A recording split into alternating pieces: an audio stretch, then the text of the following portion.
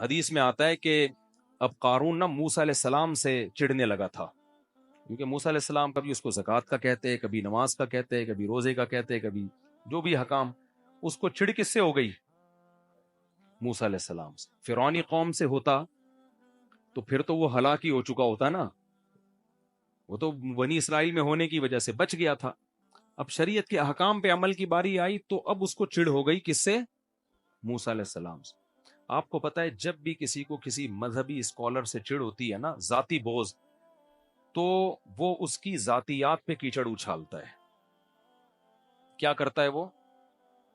Video recording, audio recording, calls recording, یہی سب چل رہا ہوتا ہے نا. کسی غیر اخلاقی سرگرمی میں ملوث کرنے کی کوشش کرو، کچھ بھی نہیں ملے تو جھوٹا الزام لگا دو. جھوٹا الزام بھی سوسائٹی میں بہت اسپیڈ سے پھیلتا ہے. اب کون صفائیاں پیش کرتے کرتے بھی لوگ کہتے ہیں کچھ تو ہے نا، کچھ تو ہے.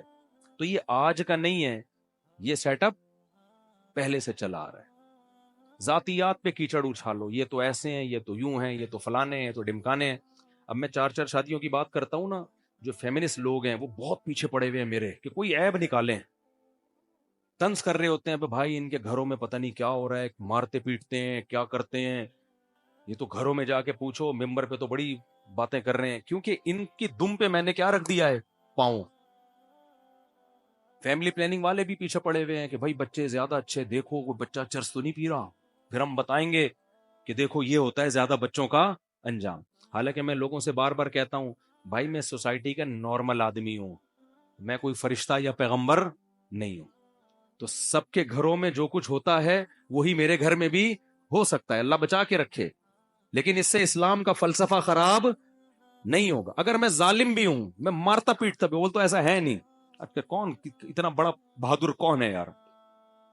فرض کرو میں مارتا پیٹتا ہوں، میں ٹارچر کرتا ہوں، میں نے ظلم کر کے رکھا ہوا ہے، کھلانے کو روٹی نہیں ہے اور بچے چرسی ہیروئن چی، میں غلط ہو جاؤں گا نا، فلسفہ غلط نہیں ہوگا. تو اس لیے ان چیزوں میں پڑھائی نہ کرو کہ کون کیا کر رہا ہے، کون صحیح ہے کون غلط ہے. بھائی پیغام کو دیکھو، پیغام کیا دیا جا رہا ہے. سمجھتے ہو کہ نہیں سمجھتے ہو؟ پیغام کو دیکھو کیا دیا جا رہا ہے پیغام. تو اب جو قارون تھا نا، اس کو چڑ ہو گئی کس سے؟ موسیٰ علیہ السلام سے. کہ یار میرے لیے سب سے بڑا ہیڈک کون بنا ہوا ہے؟ موسیٰ علیہ السلام. اس نے کیا کیا؟ پیسے سے دنیا میں ہر کام ہوتا ہے. اس بے شرم نے یہ کیا کہ ایک عورت کو خریدا. اچھا، فحش الزام جب بھی لگوایا جاتا ہے عورت سے لگوایا جاتا ہے، خوب سمجھ لو، کیونکہ عورت کی بات اس بارے میں لوگ فوراً ایکسپٹ کر لیتے. اکثر میاں بیوی کے جھگڑوں میں جب عورت کو شوہر کو بدنام کرنا ہوتا ہے نا، تو وہ کیا الزام لگاتی ہے؟ اس کے لڑکیوں سے تعلقات ہے. اور اس کے لیے پھر لوگ اس سے دلیل پوچھنے کی زحمت نہیں کرتے، بلکہ لوگ کہتے ہیں اس کی تو بیوی کہہ رہی تھی کہ یہ لڑکیوں سے تعلقات ہیں. بھائی تمہیں کیا ہو سکتا ہے ہوں، یہ تو آپ ہی بہتر جانتے ہوں گے کس کے کتنے تعلقات ہیں. یہ بھی ہو سکتا ہے، لیکن یہ بھی تو ہو سکتا ہے نا کہ جھوٹ بول رہی ہو. لیکن ہماری سوسائٹی میں اس سے بحث نہیں کی جاتی کہ بیوی سچ بول رہی ہے کہ جھوٹ بول رہی ہے. بس یہ بات سوسائٹی میں پھیل جاتی ہے، بھائی اس کی تو بیوی کہہ رہی تھی، یہ کیا ہے؟ 2 نمبر آدمی. ایک خاتون نے مجھے فون کیا، ان کے شوہر میرے بیان میں بیٹھتا تھا، میں جانتا تھا اس کو. مجھے کہنے لگی میرا شوہر فلاں فلاں ہے، آپ کے بیان میں آتا ہے. میں پہچان گیا، میں نے کہا آتا ہے؟ کہتی وہ فحش فلمیں دیکھتا ہے. استغفر اللہ. مجھے اتنا غصہ آیا کہ یار تو کیسی عورت ہے، تو نے اپنے شوہر کی میرے سامنے عزت نہیں کی. میں نے کہا مجھے اس سے تو نفرت اتنی نہیں ہوئی، لیکن آپ سے مجھے بہت زیادہ نفرت ہو گئی. نام لینے کی کیا ضرورت تھی؟ آپ بول دو میں کوئی خاتون بات کر رہی ہوں، میرا شوہر اس برائی میں مبتلا ہے، مجھے مشورہ دے میں کیا کروں. آپ کو پتا بھی ہے کہ میں اس کے شوہر کو جانتا ہوں، نام لے کے. تو اللہ تو کیا کہہ رہے ہیں، میاں بیوی ایک دوسرے کا لباس ہیں. جب اس کا راز ہی فاش کر، جب اس کے شوہر کو پتا چلے گا کہ میری بیوی نے ان کو بتا، اس کے دل میں 2 ٹکے کی عزت نہیں رہے گی بیوی کی. یار مجھے تم نے ذلیل کر دیا مفتی صاحب کے سامنے. تو یہ سب باتیں بہت ڈینجرس ہیں. آپ کو حکم دیا ہے شریعت نے کہ گناہ پہ کیا ڈالو؟ پردہ ڈالو. اگر کسی کو گناہ کرتے ہوئے دیکھا ہے، شوہر ہو یا بیوی ہو یا کوئی بھی ہو، انون بن کے پوچھو مسئلہ. ایک آدمی ہے میرا ریلیٹیو ہے، وہ یہ کر رہا ہے، تو آپ مشورہ دیں میں اس سے گناہ کیسے چھڑواؤں.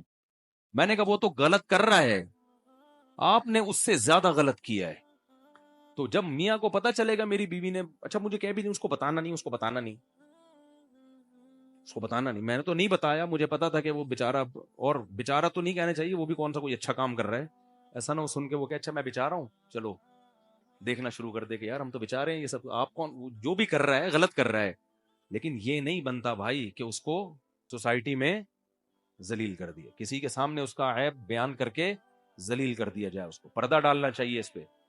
تو گھر کے مسئلے کہاں رکھو؟ گھر میں رکھو. اگر مشورہ لینا ہے ان نون بن کے، بھئی کسی خاتون نے پوچھوایا ہے کہ ان کا شوہر یہ کام کر رہا ہے تو اس کو کیسے چھڑوایا جائے، تو پھر ہم بتا دیں گے، جو بھی مشورہ دینا ہوگا دے دیں گے. تو سب سے پہلی بات تو کنڈی لگانے ہی نہ دو. کیا خیال ہے؟ ابھی کیا میں اس پہ، یہ سارا ہمارا لیکچر رہ جائے گا، جلدی سے اس کو میں کمپلیٹ کرتا ہوں. میں تو اب کیا کیا کہ اس نے، قارون نے نا ایک عورت کو تیار کیا کہ میں تمہیں ٹھیک ٹھاک پیسہ دوں گا، تم نے موسیٰ پہ فحش الزام لگا دینا ہے، بدکاری کا، معاذ اللہ کیا کر دینا ہے.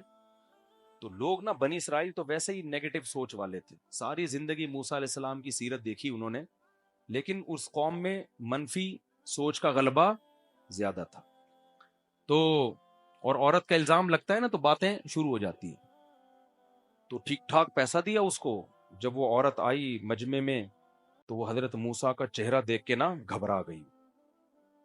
حضرت موسیٰ کے چہرے پر تو ایک روب تھا، ایک نور تھا. خود سوچو نا، کلیم اللہ، عام پیغمبر بھی نہیں ہے، وہ پیغمبر جن سے کوہ طور پہ بلا کے اللہ ہم کلام ہوتا ہے، وہ پیغمبر جن کی پاک دامن اور امانت دار ہونے کی گواہی 2 لڑکیوں نے دی تھی. خیر من استاجرت القوی الامین، بہترین امانت دار ہے یہ.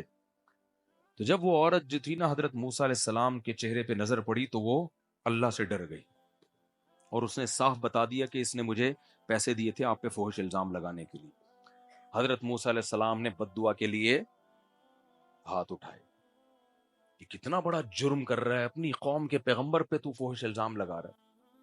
تو حضرت موسیٰ علیہ السلام نے بد دعا کے لیے ہاتھ اٹھائے قارون کے لیے، اور قارون اپنے خزانے سمیت سب کے سامنے زمین میں دھسنا شروع ہو گیا. چیختا رہا، وہ معافی مانگتا رہا. حضرت موسیٰ نے کہا نہیں. یہاں ایک من گھڑت واقعات لوگ بیان کرتے ہیں کہ اللہ نے حضرت موسیٰ سے کہا کہ اے موسیٰ، وہ چیختا رہا، تجھے پکارتا رہا، تو نے معاف نہ کیا، مجھے ایک دفعہ پکارتا میں اسے معاف کر دیتا. ایسی کوئی روایت ثابت بولو نہیں ہے. جو جرم اس نے کیا تھا نا اس پہ یہی کچھ بنتا تھا، ورنہ لوگ جری ہو جاتے نا. بعض دفعہ مجرم کو سزا دینا اس لیے ضروری ہوتا ہے تاکہ پبلک کی اصلاح ہو جائے، ان کو پتہ چل جائے کہ پیغمبر کا معاملہ معمولی معاملہ نہیں ہوتا. تو فخسفنا به وبداره الارض، اللہ کہتے ہیں ہم نے اس کو بنگلوں سمیت زمین میں دھسا دیا. فما كان له من فئة ينصرونه من دون اللہ، پکارتا رہا، چیختا رہا، کوئی اسے اللہ کے عذاب سے بچانے والا نہیں ہوا. اور پھر نتیجہ کیا نکلا؟ وَأَصْبَحَ الَّذِينَ تَمَنَّوْا مَكَانَهُ بِالْأَمْسِ، کل جو اس کی سواریاں دیکھ کے کہہ رہے تھے نا کاش اللہ ہمیں بھی قارون بنا دے، کاش اللہ ہمیں بھی کیا بنا دے، قارون. اب وہ کیا کہہ رہے ہیں؟ وَإِكَأَنَّ اللَّهَ يَبْسُطُ الرِّزْقَ لِمَن يَشَاءُ. بھائی بات اصل میں یہ ہے، یہ تو اللہ کی دین ہے، جس کو روزی زیادہ دیتا ہے کسی کو روزی.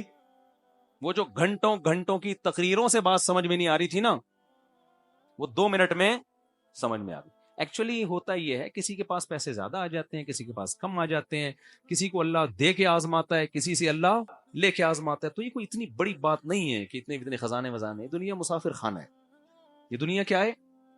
مسافر خانہ. 2 منٹ میں بات سمجھ میں آ گئی. پھر کہنے لگے لولا ان من اللہ علینا، اگر اللہ ہم پر احسان نہ کرتا، ہمیں غریب نہ رکھتا. یہ احسان کرنے کا مطلب کیا ہے؟ اللہ کا شکر ہے اس نے ہمیں غریب بنا دیا.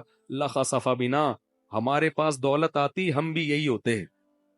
کیونکہ اس کو تو موسیٰ علیہ السلام کب سے نصیحتیں کر رہے ہیں، ہمیں بھی کر رہے ہیں، ہم پہ اثر ہو گیا، اسے کر رہے ہیں، اس پہ نہیں ہوا. تو فرق کیا ہے؟ ہم غریب ہیں اور اس کے پاس پیسہ ہے.